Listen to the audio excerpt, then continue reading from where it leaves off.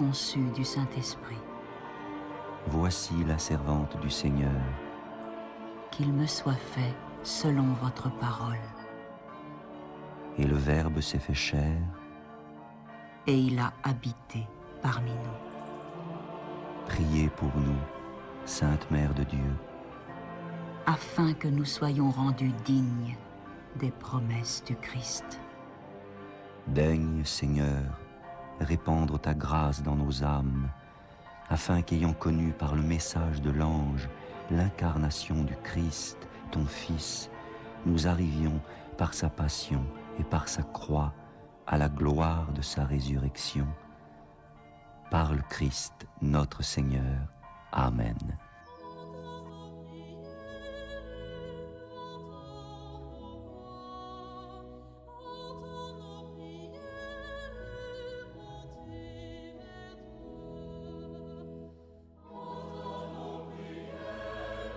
Seigneur, dans le silence de ce jour naissant, je viens te demander la paix, la sagesse, la force.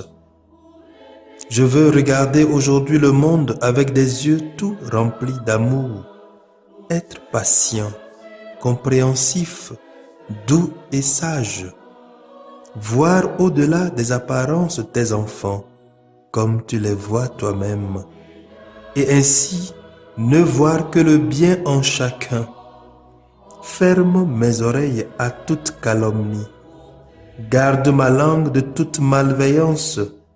Que seules les pensées qui bénissent demeurent en mon esprit. Que je sois si bienveillant et si joyeux que tous ceux qui m'approchent sentent ta présence. Revêts-moi de ta beauté, Seigneur, pour qu'au long de ce jour, je te révèle. Amen.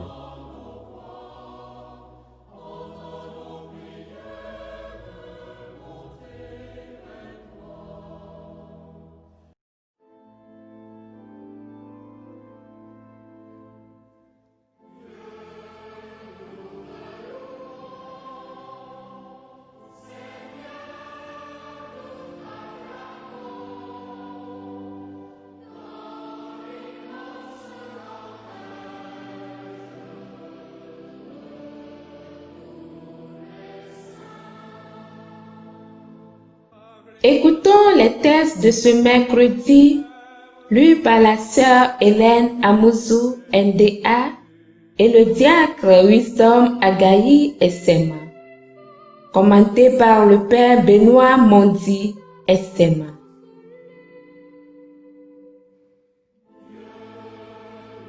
Lecture de la deuxième lettre de Saint Paul apôtre aux Corinthiens, chapitre 5, versets 14 à 17. Frères, l'amour du Christ nous saisit quand nous pensons qu'un seul est mort pour tous et qu'ainsi tous ont passé par la mort.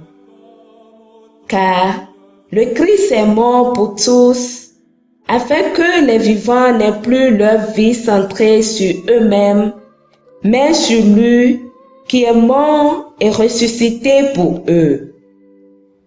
Désormais, nous ne regardons plus personne d'une manière simplement humaine. Si nous avons connu le Christ de cette manière, maintenant, nous ne le connaissons plus ainsi. Si donc quelqu'un est dans le Christ, il est une créature nouvelle. Le monde ancien s'en est allé, un monde nouveau est déjà né. Parole du Seigneur.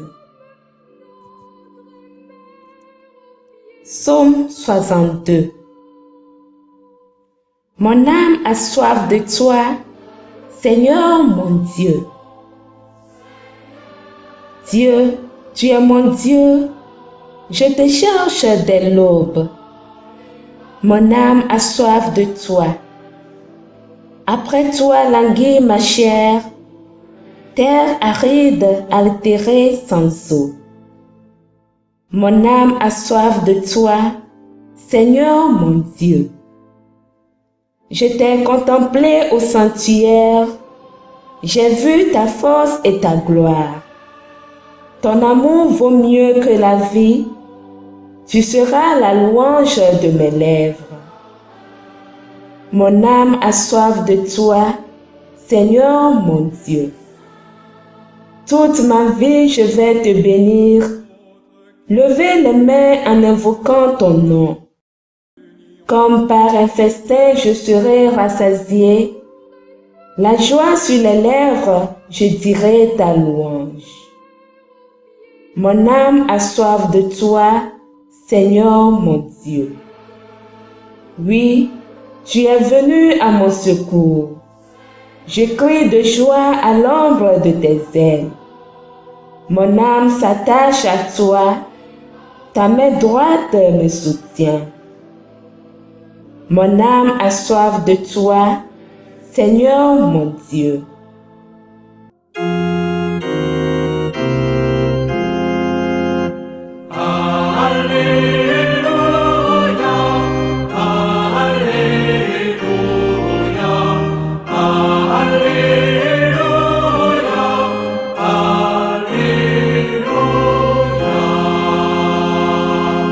Dis-nous, Marie-Madeleine, qu'as-tu vu en chemin?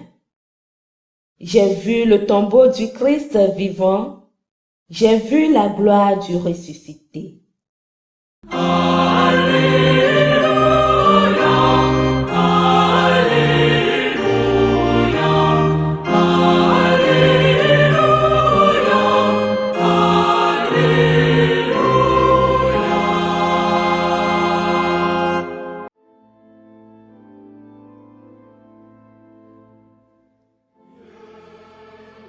Le Seigneur soit avec vous. Évangile de Jésus-Christ selon Saint Jean, chapitre 20, verset 1 et verset 11 à 18. Le premier jour de la semaine, Marie-Madeleine se rend au tombeau de grand matin. C'était encore les ténèbres. Elle s'aperçoit que la pierre a été enlevée du tombeau. Elle se tenait près du tombeau dehors tout en pleurs. Et en pleurant, elle se pencha vers le tombeau. Elle aperçoit deux anges vêtus de blanc, assis l'un à la tête et l'autre aux pieds, à l'endroit où avait reposé le corps de Jésus. Ils lui demandent, « Femme, pourquoi pleures-tu » Elle leur répond, « On a enlevé mon Seigneur, et je ne sais pas où on l'a déposé. » Ayant dit cela, elle se retourna. Elle aperçoit Jésus qui se tenait là, mais elle ne savait pas que c'était Jésus. Jésus lui dit, « Femme, pourquoi pleures-tu? Qui cherches-tu » Le prenant pour le jardinier, elle lui répond, « Si c'est toi qui l'as emporté, dis-moi où tu l'as déposé, et moi j'irai le prendre. » Jésus lui dit alors, « Marie. » S'étant retournée, elle lui dit en hébreu, « Rabboni », c'est-à-dire « Maître ». Jésus reprend, « Ne me retiens pas, car je ne suis pas encore monté vers le Père. Va trouver mes frères pour leur dire que je monte vers mon Père et votre Père, vers mon Dieu et votre Dieu. » Marie-Madeleine s'en va donc annoncer aux disciples, « J'ai vu le Seigneur », et elle raconta ce qu'il lui avait dit. Acclamons la parole de Dieu.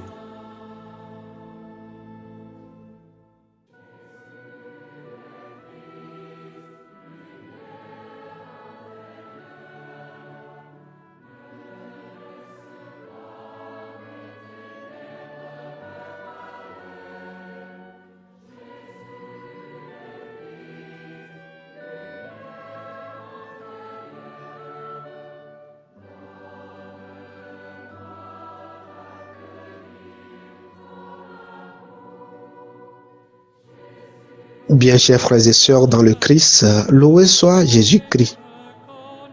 Aujourd'hui, nous célébrons la fête de Marie-Madeleine, celle qui est reconnue bibliquement comme une femme dont Jésus avait chassé les 7 démons, une pécheresse pardonnée. Après avoir bénéficié de l'amour inconditionnel de Jésus, elle s'est attachée au Seigneur pour le reste de sa vie. Ainsi, dans l'évangile du jour, Saint Jean nous renvoie au matin de Pâques avec l'expérience personnelle de Marie-Madeleine avec le ressuscité. L'amour qu'elle a pour Jésus l'avait donné le courage d'aller au tombeau le premier jour de la semaine, au moment où les disciples se sont cachés à cause de la peur.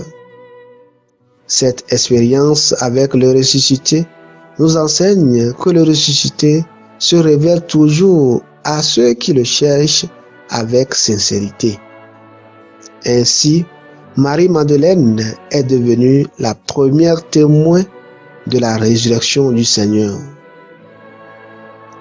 Chers frères ou chères sœurs, il y a longtemps que tu espères la manifestation du Seigneur dans ta vie, mais malheureusement, cela n'arrive pas. La question à se poser ce matin est comment tu le cherches. Cherches-tu le ressuscité avec tout ton cœur et dans la sincérité, ou bien tu le cherches avec beaucoup de doutes, un pied dedans, un pied dehors. Très souvent, ce qui bloque notre rencontre avec le Seigneur ou la manifestation du Seigneur dans notre vie, c'est le doute. Le premier message de cette fête est de détruire ou d'enlever le doute dans notre vie. Chers frères et sœurs, la résurrection du Christ est notre résurrection. Oui, notre victoire sur le doute, la peur, le mal et sur tout ce qui nous empêche de rencontrer le Seigneur. Cela peut être notre état de concubinage, nos relations, notre travail, notre recherche de pouvoir et de l'avoir à tout prix. Le Seigneur nous invite ce matin à se débarrasser de tout cela. Le deuxième message est que l'annonce du ressuscité n'est pas réservée pour un groupe donné. Tout baptisé est appelé à annoncer le Christ là où il se trouve, car nous devenons des hommes nouveaux, comme Saint Paul nous le dit dans la première lecture. En effet, Corinthe est une ville portuaire et commerciale où on pouvait retrouver des maîtres et des serviteurs. Alors, la question d'égalité devant Dieu devenait une question épineuse pour les convertis. Saint Paul adresse donc cette seconde lettre pour leur rappeler que la vie en Christ est une nouvelle vie transformée par le Christ ressuscité. Il a enlevé toutes les barrières de classe et de race, car en lui, nous partageons une même vie. Ainsi, en nous plongeant dans le mystère pascal, nous devenons des êtres nouveaux. Pour utiliser le terme propre à Saint Paul, nous sommes christifiés. En étant christifiés, nous engageons pour le bien de la société. Notre engagement doit être radical. Il doit se faire sentir à travers notre témoignage de vie, notre manière de penser et d'agir.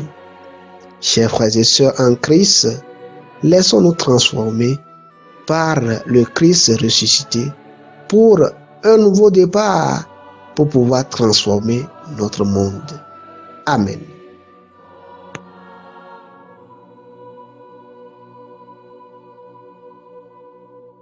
Le Seigneur soit avec vous et avec votre esprit. Que Dieu Tout-Puissant Tout-Puissant vous bénisse, le Père, le Fils et le Saint-Esprit.